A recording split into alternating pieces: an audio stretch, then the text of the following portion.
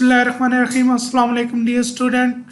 आज की इस लेक्चर सीरीज़ के अंदर तमाम को वेलकम करते हैं, जिसके अंदर हम पीएचपी को स्टार्ट करेंगे। पीएचपी जैसे कि आप में से बहुत से लोग ऑलरेडी जानते होंगे, एक प्रोग्रामिंग लैंग्वेज ही है जिसको बैकएंड प्रोग्रामिंग लैंग्वेज कहा जाता है, जो कि सर्वर पे एग्जीक्यूट होती है।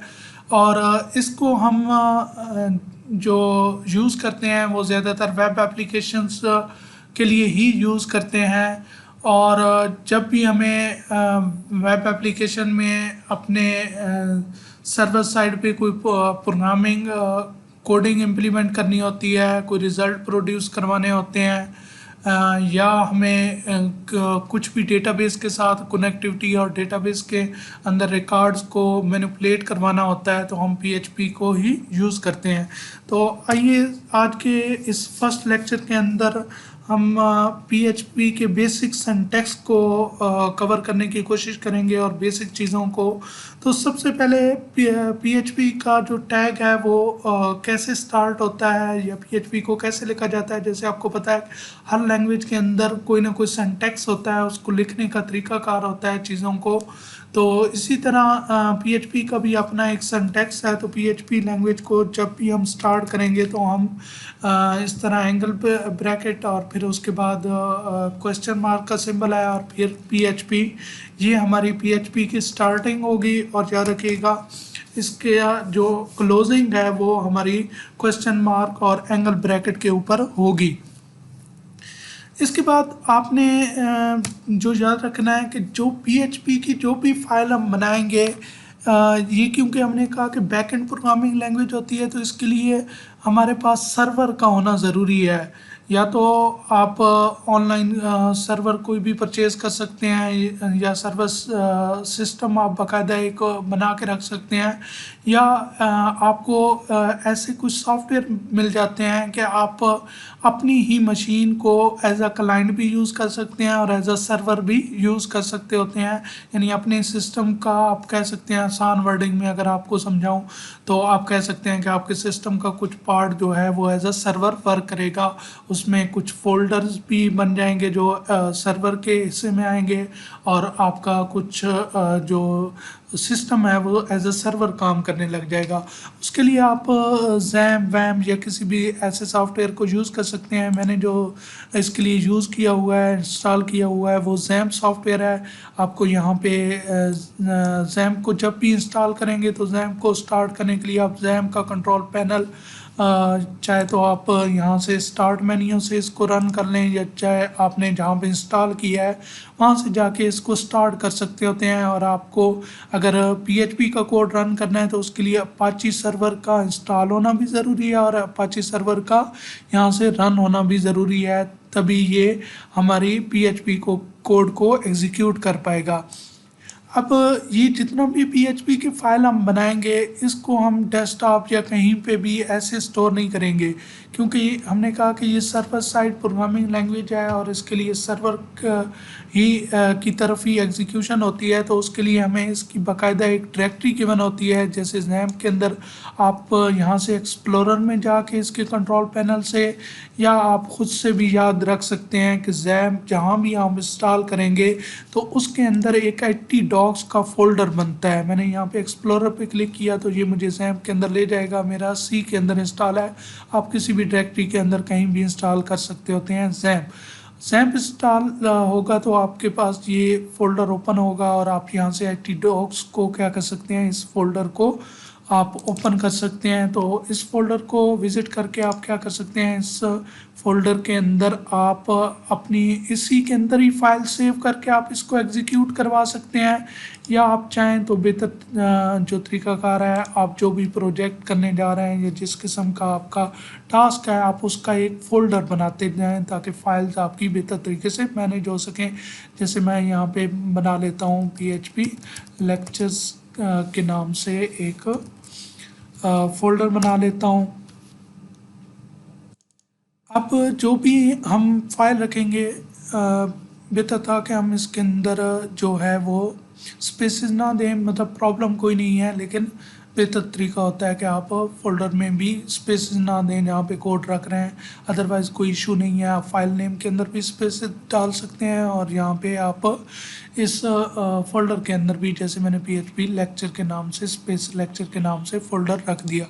अब मैं क्या करूँगा कि ये जो फाइल बनाने जा रहा हूँ, इस फाइल को पहले तो मैं आपको यहाँ पे डेस्कटॉप या कहीं पे स्टोर करके दिखाता हूँ कि मैं अगर कहीं पे रखता हूँ तो फिर ये किस तरह रिएक्ट करेगा अगर मैं इसको एग्जीक्यूट करूँगा। तो अगर मैं इसको डेस्कटॉप के ऊपर जाके करता हूँ lecture1.php, याद रखिएगा इसकी जो एक्सटेंशन होगी वो PHP होगी। जैसे आप HTML की फाइल बनाते हैं तो .html रखते हैं, CSS की फाइल बनाते हैं तो .css। तो हर एक फाइल की अपनी एक एक्सटेंशन होती है, अपनी एक टाइप की, जिस टाइप का होता है उस तरह की एक्सटेंशन होती है।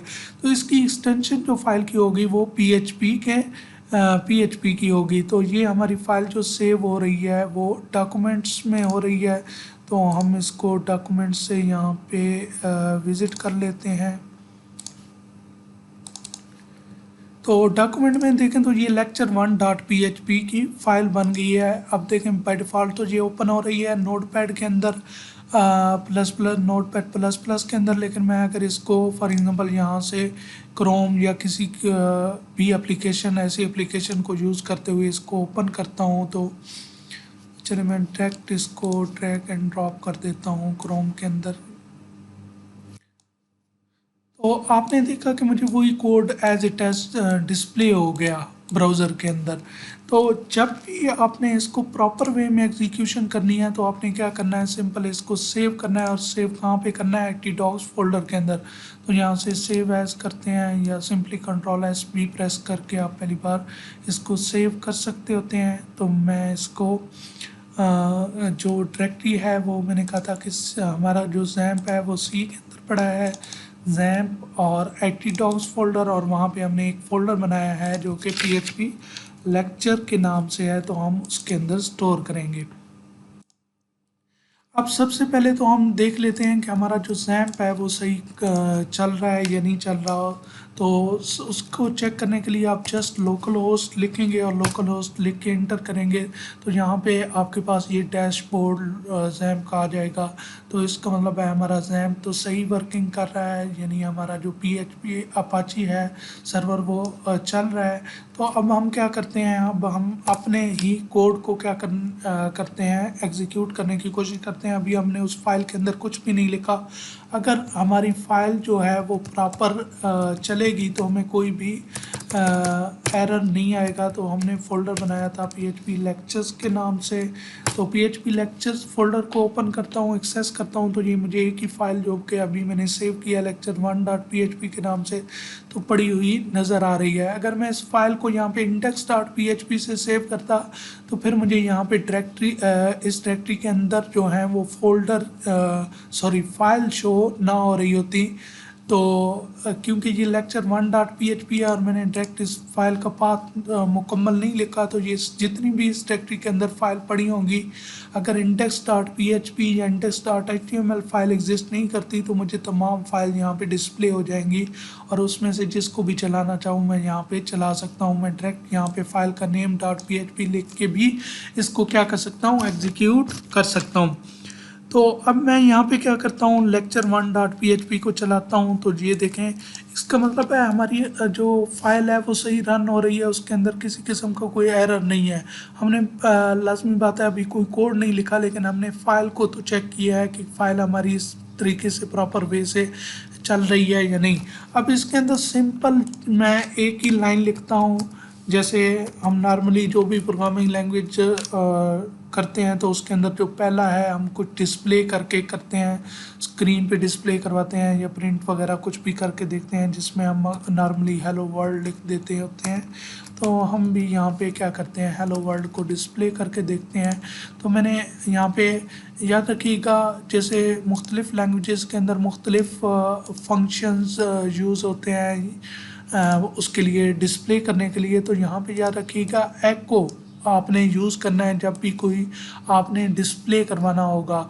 और इसके लिए हमारा आप कह सकते हैं कि जो एग्जीक्यूशन है उसका जो रिज़ल्ट है वो हमें ब्राउज़र के अंदर ही डिस्प्ले होते हैं। अगर आप ब्राउज़र के अंदर सोर्स कोड देखें, जैसे कि PHP पे आने से पहले बहुत से लोग फेमिलियर होते हैं HTML से, तो आपकी HTML या CSS या जावास्क्रिप्ट जितनी भी है वो आपकी ब्राउज़र के अंदर ही लोड होती है और ब्राउज़र ही उसके रिज़ल्ट आपको जनरेट करके देता है। और अगर आप किसी भी HTML फाइल को देखेंगे या PHP की फ़ाइल CSS की फ़ाइल, तो वो बाकायदा आपको यहाँ पे पूरा कोड शो कर रहा होगा HTML का। यानी आप व्यू सोर्स करते हैं ना पेज का, तो आपको बाकायदा कोड नज़र आ रहा होता है HTML का, CSS का। लेकिन PHP क्योंकि हमने कहा कि बैकएंड प्रोग्रामिंग लैंग्वेज है, तो इसका जो है वो एग्जीक्यूशन होती है और जो भी उस एग्जीक्यूशन के बदले में रिज़ल्ट होता है वो रिटर्न होता है इस ब्राउज़र को, यानी क्लाइंट साइड पे आके वो रिज़ल्ट क्या होता है डिस्प्ले। तो ये एज अ यहाँ पे जैसे मैंने यहाँ से रिक्वेस्ट भेजी, तो ये दरअसल एज अ क्लाइंट मैंने रिक्वेस्ट भेजी थी और वहाँ पे सर्वर की तरफ ये रिक्वेस्ट की जिसने इस lecture1.php फाइल को एक्सेस करके एग्जीक्यूट करके जो भी रिज़ल्ट जनरेट हुआ वो वापस सेंड किया है, जो कि ब्राउज़र ने क्या किया है डिस्प्ले कर दिया है। तो ये बात आपने याद रखनी है कि एको जो है वो क्या करती है डिस्प्ले करवाती है कोई भी चीज़ ब्राउज़र के अंदर। आप जैसे कि HTML से बहुत से लोग इस PHP पे मूव होने से पहले फेमिलियर होंगे, तो HTML का जितना भी कोड है वो आप चाहें तो एको के अंदर लिख सकते होते हैं और एको के अंदर वो एज इट एज वैसे ही वर्किंग करेगा जैसे वो HTML के अंदर वर्किंग करता है। तो जैसे मैं H1 का टैग इसके अंदर लिख रहा हूँ, तो अगर आप देखेंगे कि मैं इसको अब रिफ़्रेश करता हूँ, यानी मैं सर्वर को दोबारा रिक्वेस्ट भेजता हूँ और दोबारा वो रिज़ल्ट जो जनरेट कर रहा है, तो अब हेलो वर्ल्ड जो है वो हेडिंग 1 की उसमें रिप्रेजेंट हुआ है। तो अगर आप व्यू पेज सोर्स करेंगे तो आपको बाकायदा इसके अंदर H1 जो टैग है वो नज़र आएगा कि HTML का H1 टैग जो है वो यूज़ हो रहा है। तो आप बाकायदा इसके अंदर जितनी भी HTML के टैग्स हैं वो भी यूज़ कर सकते होते हैं, और वो क्योंकि उनको जो एग्जीक्यूट है टैग्स को, क्योंकि यहाँ से जो सर्वर है वो तो पूरा रिज़ल्ट ये जनरेट करेगा, वो ये पूरी लाइन एज इट एज किसको देगा वापस ये क्लाइंट साइड पे भेज देगा। ये पूरी लाइन जब क्लाइंट साइड पे आएगी तो ब्राउज़र इसको क्या करेगा इंटरप्रेट करेगा, यानी H1 जो टैग है उसको वो ऑलरेडी ब्राउज़र के अंदर एबिलिटी होती है कि वो HTML को क्या कर सकता होता है उसका रिज़ल्ट जनरेट कर सकता होता है। तो वो H1 को कन्वर्ट करेगा हेडिंग 1 के अंदर। तो इस तरह यानी एक दो लाइन से जो मैंने अभी आपको बताई हैं इससे आपको सारी समझ आ गई होगी कि आप PHP के अंदर भी अगर कहीं पे भी PHP की फाइल को यूज़ करते हुए और एको को यूज़ करते हुए आप क्या कर सकते हैं, तमाम HTML के टैग्स क्या कर सकते हैं यूज़ कर सकते हैं। अब देखिएगा यहाँ से मैं 1 मिनट के लिए यहाँ से ख़त्म कर देता हूँ H1 को। तो अगर आप देखेंगे तो हम दोबारा पुरानी सिचुएशन में चले गए हैं। अब देखें यहाँ पे फॉर एग्जांपल मैं यहाँ पे H1 यूज़ करता हूँ और उसके बाद मैं H1 टैग यहाँ पे क्लोज़ करता हूँ। तो अब देखिएगा हम इसको क्या करते हैं रिफ़्रेश करते हैं। अब मैंने रिफ़्रेश किया तो इसने क्या कहा कि यहाँ आपके कोड के अंदर एरर है। यानी ये नहीं है मेरी बात, जो मैं दरअसल इस बात को क्लियर करवाना चाहता था, ये इसलिए मैंने लिखा है कि मेरा मतलब ये नहीं था कि आप PHP की फ़ाइल के अंदर HTML का कोड लिख सकते हैं तो आप किसी भी अपनी मर्ज़ी से अपने तरीके से लिख सकते हैं, ऐसा नहीं है। बल्कि मैंने जस्ट आपको कहा है कि आप एको के अंदर लिखेंगे तो एको क्योंकि वो पूरी लाइन जो है वो एज इट एज रिटर्न करेगी ब्राउज़र को, तो रिटर्न होगी तो ब्राउज़र के अंदर वो क्या हो जाएगी डिस्प्ले हो जाएगी, ब्राउज़र ख़ुद इसको HTML कोड को रन कर लेगा। लेकिन आप इसको इस तरह नहीं लिख सकते, तो ये भी आपने याद रखना है। दूसरा याद रखिएगा, आप चाहे इसको सिंगल कोटेशन के अंदर लिखें चाहे डबल कोटेशन के अंदर लिखें, आपको सेम रिज़ल्ट ही प्रोड्यूस होगा। ठीक है, इसके बाद इसी तरह आप क्या कर सकते हैं, अगर PHP के टैग से बाहर आप HTML का कोड लिखना चाहें तो आप लिख सकते हैं। जैसे यहाँ पे मैं फॉर एग्जांपल H1 और H1 को क्लोज करता हूँ और यहाँ पे